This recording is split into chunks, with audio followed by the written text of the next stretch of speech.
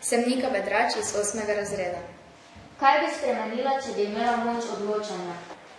Preprečila bi, da bi se spori reševali na krut način, ukinila jedrsko orožje in zmanjšala število tovarn, ki onesnažujejo okolje.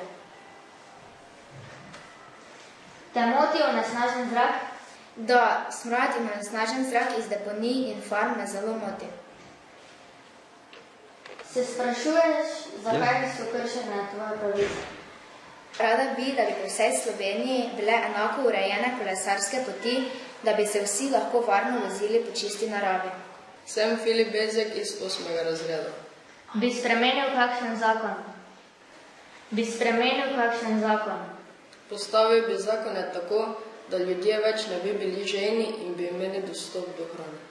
Sem Špela Horvat iz 8. razreda. Te moti onesnažen zrak?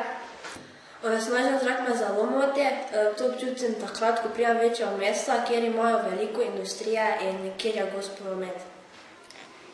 Sem Tjaša Vajda iz 8. razreda. Bi spremenila kakšen zakon?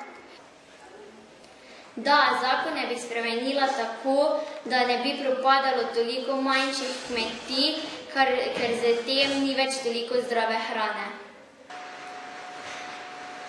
Spremenila bi to, da ljudje več ne bi živeli v tako onesnaženem zraku, da bi živeli na čim lažji način, da se ne bi več toliko sekirali, uničevali hrano in se iz nje norčevali. Te moti onesnažen zrak? Da, onesnažen zrak me zelo moti, saj vpliva na nas in živali in vpliva tudi na naše zdravje. Se sprašuješ, zakaj so kršene tvoje pravice?